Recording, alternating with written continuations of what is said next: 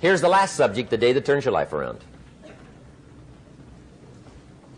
Let me just quickly give you a list of 4 emotions that can change your life in one day. Emotions are powerful. Sometimes it doesn't take much to alter your whole life direction.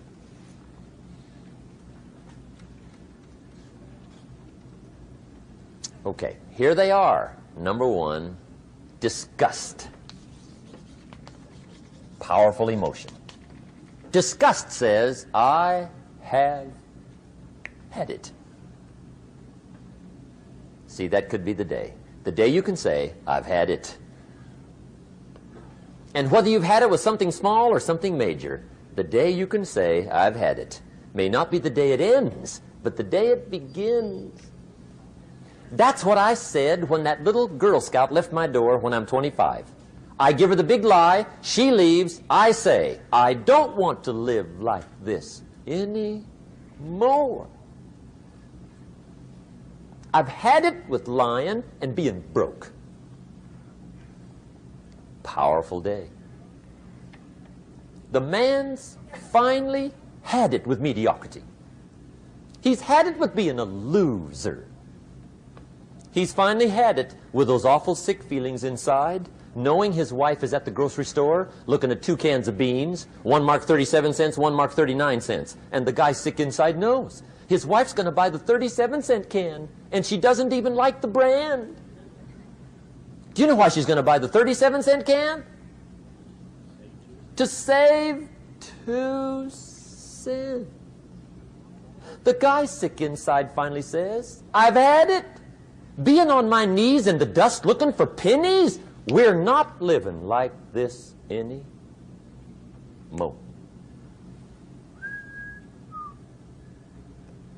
Could be the day that turns your life around. The day you can say, I've had it. He walks into his closet and rips everything in it to shreds and says, I've worn this embarrassing stuff for the last time. And not only will I never wear it again, no one else will ever wear it again. Commit an act that says, I've had it. Powerful. Here's the next one, decision. And decision-making is powerful. And it's emotional. That's those knots in the pit of your stomach, right? Waking up in the middle of the night in a cold sweat, trying to decide. We sometimes call it inner civil war. What shall I do? Well, for progress, you must decide. The best advice I can give you came from a wealthy friend of mine who said, if it's easy, do it easy. If it's hard, do it hard. Just get it done. If you went home tonight and in the next few days cleaned up a whole list of decisions, that might furnish enough inspiration for the next 10 years. I found this out many times after you've decided. Getting on with it is easier than deciding. Sometimes decision is the toughest part. Here's the next emotion, desire, wanting to bad enough. And I don't know how to tell you to want to. That's something you've got to come up with. There's 2 things I know about desire. Number 1, it comes from inside, not outside. You don't send off for it. Number 2, I know desire can be triggered by something. Who knows what it might be? Sometimes desire waits and sleeps for something to happen. Maybe it's a book, maybe it's a song, maybe it's a sermon, maybe it's a lecture, a seminar, maybe it's the conversation of a friend, a happening, an event. Who knows? The best advice I can give you is what I give my staff. It goes like this: welcome every human experience. You never know which one is going to turn it all on. Even the bad experiences. Sometimes from the bitterest experience comes the greatest awakening. So let down the barriers, take down the walls. The same wall that keeps out disappointment keeps out happiness. Let life touch you. Don't let it kill you, but let it touch you. Here's the last one. This one's powerful. Resolve. Resolve says, I will. Two of the most powerful words in the language. I will. Benjamin Disraeli once said, nothing can resist a human will that will stake even its existence on the extent of its purpose. Shortly put, I'll do it or die. See, that's powerful. That could be the day that turns your life around. The world has a strange way of stepping aside when somebody says, I'll do it or die. The man says, I will climb the mountain. They've told me it's too high, it's too far, it's too rocky, it's too difficult, it's never been done before, but it's my mountain, I will climb it. Pretty soon you'll see me waving from the top. Or dead on the side, because I ain't coming back.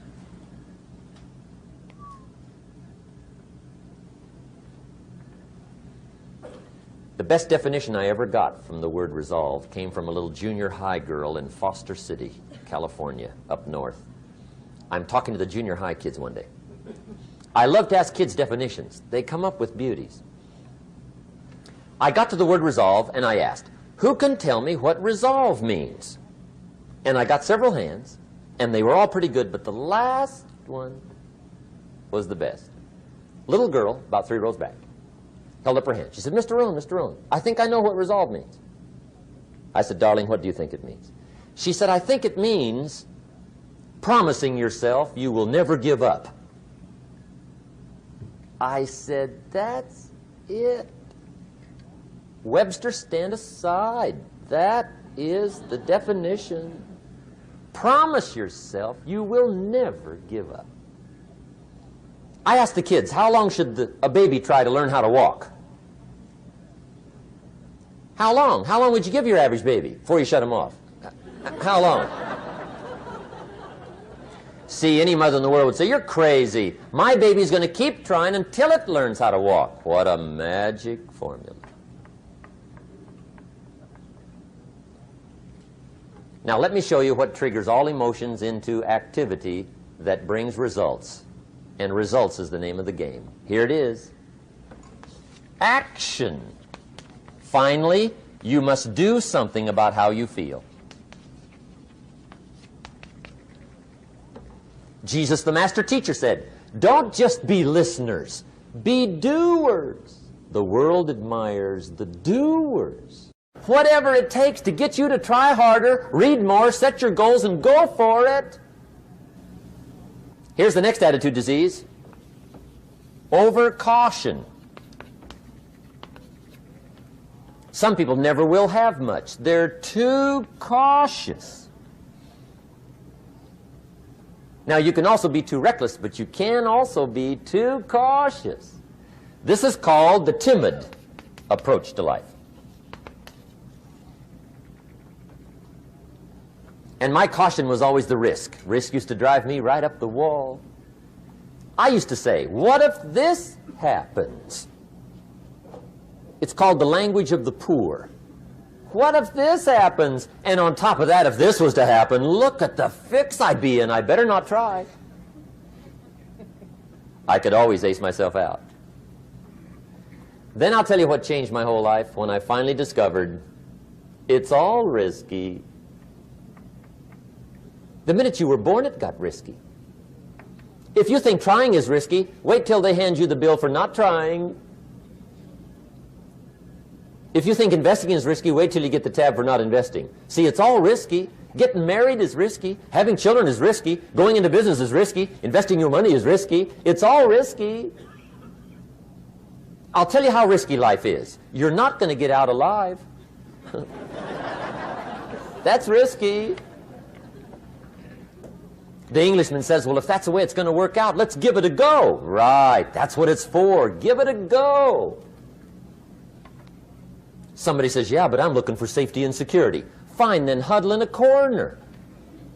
We'll cover you with a sheet, bring you 3 meals a day. And we'll protect you, feed you, look after you, care for you. We won't let anything happen to you. And you'll probably live to be 100. The guy said, well, yeah, I'd live to be 100. But what a way to live. Right.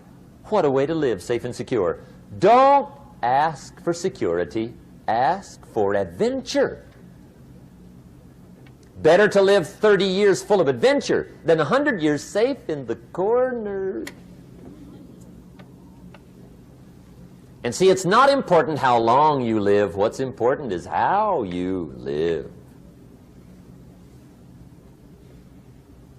Here's the next attitude disease. We're almost through with this motley list. In fact, we're almost through. Hang on. The next one is pessimism. Pessimism, the deadly disease of always looking on the bad side, the problem side, the difficult side, checking all the reasons why it can't be done. The poor pessimist leads an ugly life. He doesn't try to figure out what's right. He tries to figure out what's wrong. He doesn't look for virtue. He looks for faults. And when he finds them, he's delighted. How ugly. This is the poor guy who looks through the window, doesn't see the sunset. He sees the specks on the window.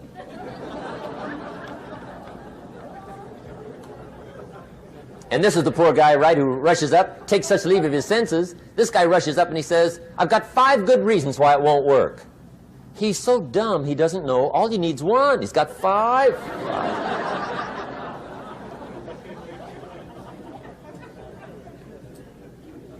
To the pessimist, the glass is always half empty. To the optimist, the glass is half full. Why would the same measure affect people 2 different ways? Answer, it all depends on how you look at it. Our lives are mostly affected by the way we think things are, not the way they are. The way we think they are affects us most. There's a subject we don't have time to get into tonight called better thinking habits. One of the major things Shove taught me when I met him, he said, poor thinking habits keeps most people poor. Not poor working habits. Most people work hard, but they don't think hard. And Shove taught me that the mind is like a factory, a mental factory. And whatever you think about all day long pours ingredients into this mental factory. And that's what builds the economic, social, financial fabric of your life. He quoted me a Bible phrase that says, as you think, so you become. How awesome. When he talked about poor thinking habits, he had me. I used to start the day reading the morning newspaper. I mean, you can believe that or not. I'd get a cup of coffee and read the paper. I'd load up on wars and riots and murders and stabbings and killings and bank robberies and muggings and car wrecks and tragedies. I'd even read the back pages. I seem to like that stuff for some weird reason. I'd load up on all that, and then I'd start the day. You can imagine the kind of days I used to have. You walk around on your financial knees. They call you economic peewee.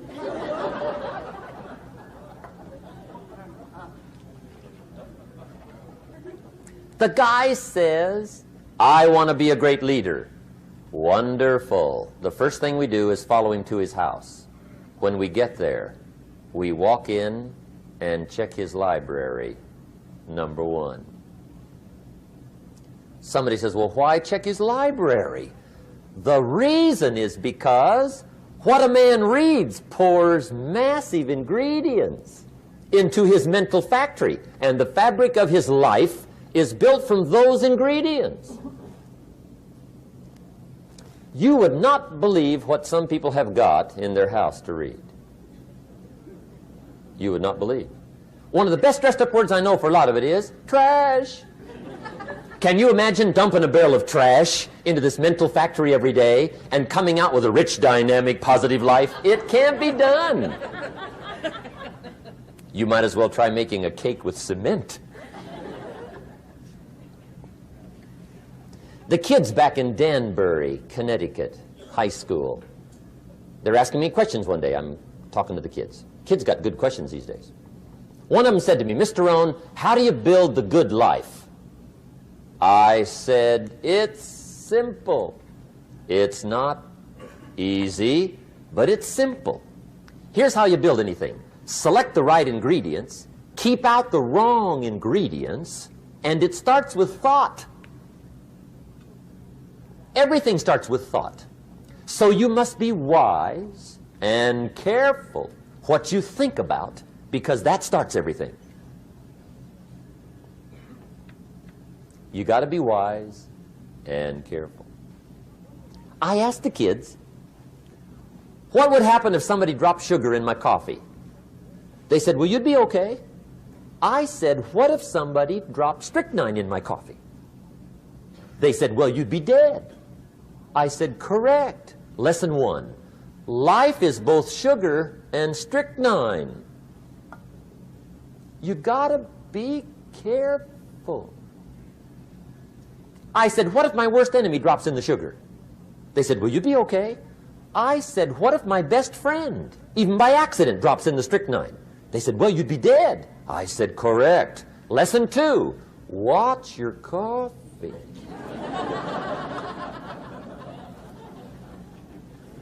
You got to be careful. See, it doesn't matter who hands you the bad stuff.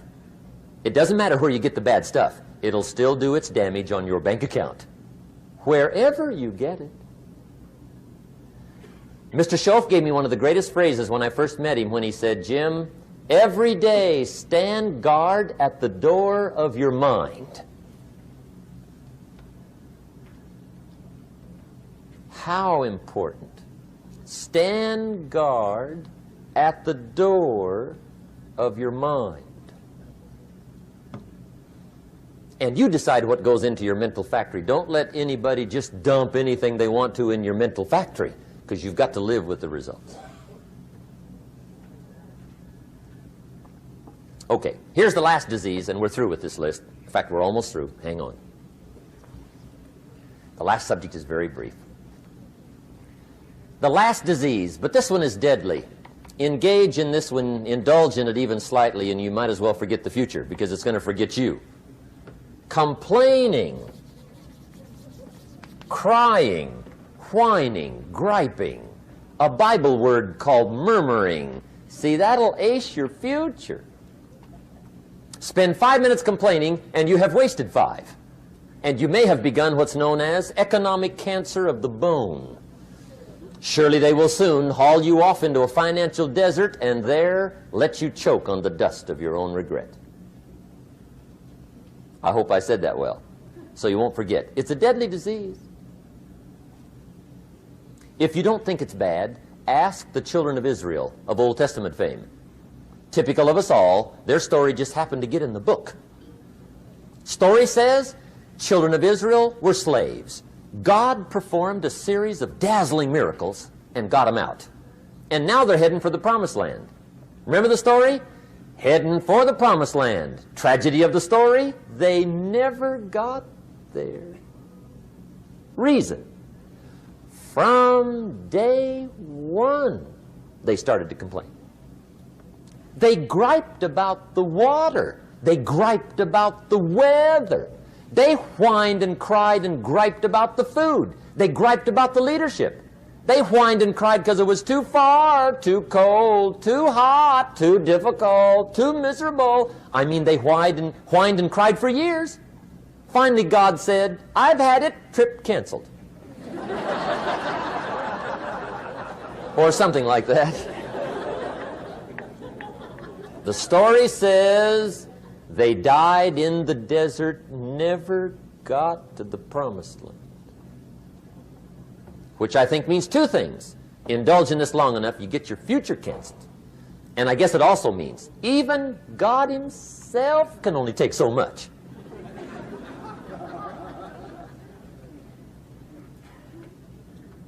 Okay. Just be on the lookout of the things that can destroy all the good you start. The war is on. And this evening, tomorrow, mentally, personally, socially, economically, you got to make sure you're winning the war. And this is part of it.